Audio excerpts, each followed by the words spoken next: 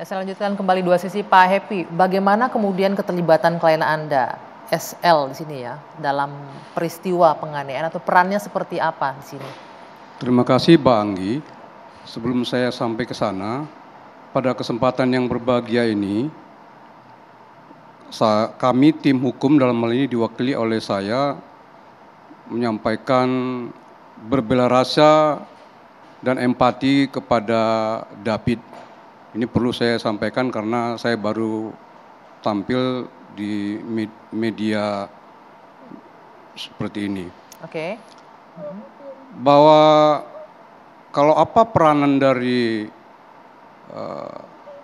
Sen atau S di sini, kita bisa lihat dari beberapa tahapan dulu, Mbak Anggi.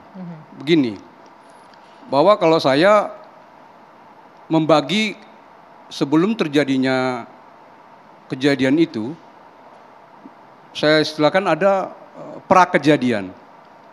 Jadi pra-kejadian itu sekitar jam 17.45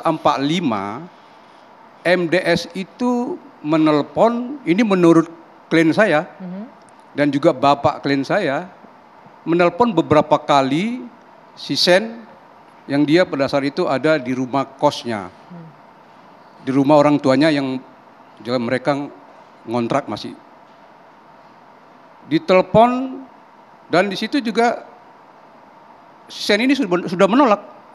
Sudah menolak. Di telepon yang disampaikan apa, Pak? Disampaikan pada saat itu, Sen, ayo kita ke Lebak Bulus. Okay. Saya nggak mau, kata si Sen, karena motor saya rusak. Saya juga nggak punya, TJ saya juga tidak punya. Terus si MDS bilang, udah kamu naik ojek aja. Dia juga menolak. Sampai tiba-tiba MDS ini datang ke Alfamart ke dekat rumah klien saya.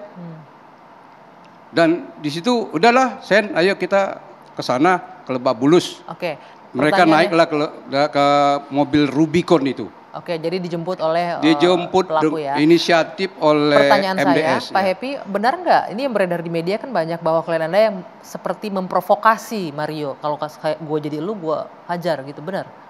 Pernyataan itu keluar dari mulut Sen? Tidak benar. Pada kesempatan ini saya menyangkal itu berdasarkan informasi dari klien saya, bahwa di dalam setelah mereka naik Rubicon itu yang disupiri oleh MDS, bahwa MDS itu mengatakan kepada klien kami, Sen, ini ada cerita nih, bahwa kalau pacarmu istilah dia ya, istilahnya si klien kami itu, si MDS mengatakan kepada klien kami, kalau dibegituin pacarmu, bagaimana sikapmu? Apakah kamu marah atau tidak? Ya, klien saya mengatakan spontan marah.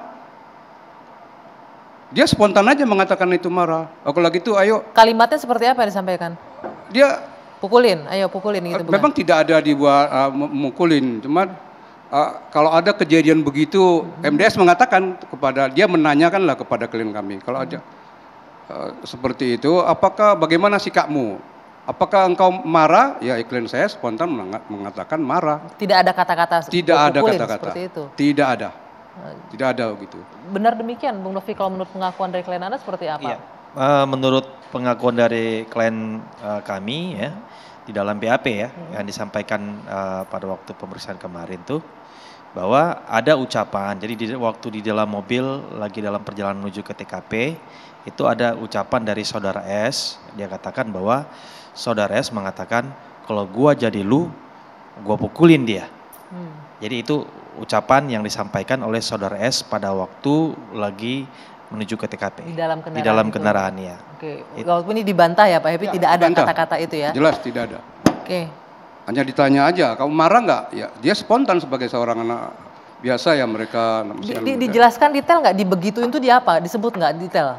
Kalau memang tidak pantas tidak usah kita hadirkan di sini kalimatnya, tapi disebutkan Iya, detail. memang tidak secara spesifik Oke. disebutkan Bang Anggi. Hah? Hanya dibegituin, jadi nggak ada secara spesifik disebutkan. Oke.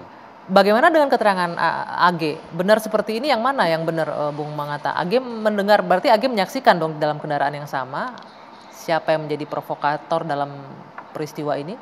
Jadi kejadian ini Bang Anggi waktu AG itu memang lagi melakukan facial. Jadi pas dari rumah AG itu sengaja untuk mungkin dia udah mau dia pergi facial dulu, diantar sama Mario.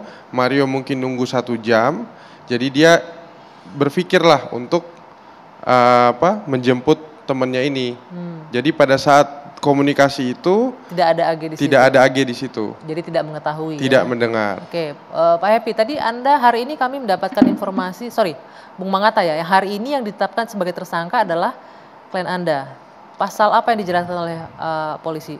Sudah Ya. diupdate? Sekali lagi kami luruskan anak yang berkonflik dengan hukum, bahasa hukumnya, karena ini dilindungi oleh Undang-Undang Sistem Peradilan Anak.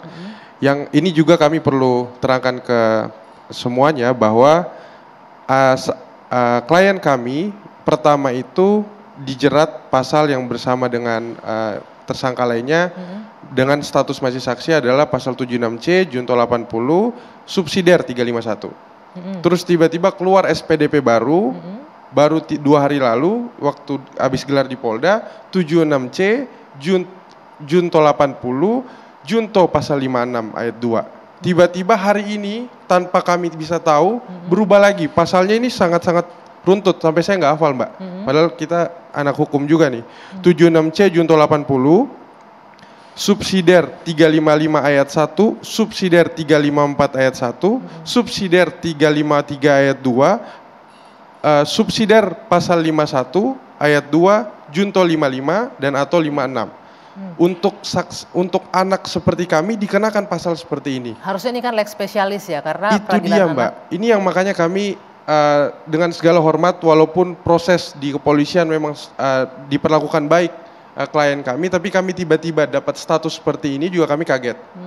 Tanpa diberitahukan tiba-tiba disamakan dengan pelaku. Dan banyak di BAP sekali lagi secara konsisten klien kami menyatakan bahwa dia sudah memperingatkan juga bahwa karena dia tuh sebenarnya nggak pengen, secara sederhana aja, dia punya mantan yang mau ditemuin, ada mantannya, terus ada cowoknya, pasti dia risih dong kalau ketemu Mbak. Nah dia tuh nggak pengen ada ketemu antara David dan Mario ini pastinya. Oke. Jadi dia ini yang makanya kami bingung, tolong kami juga diberikan informasi dari kepolisian kenapa bisa dikenakan pasal-pasal ini kepada klien kami gitu. Oke, baik, nanti masih akan kita lanjutkan mengenai kasus hukum ini dan juga kita akan mengulik bagaimana dengan sangat mudahnya anak-anak remaja, kalau kita perhatikan juga banyak informasi beredar di media, kekerasan sangat mudah terjadi saat ini. Apa menjadi pemicunya? Usai jeda kami akan lanjutkan di Dua Sisi.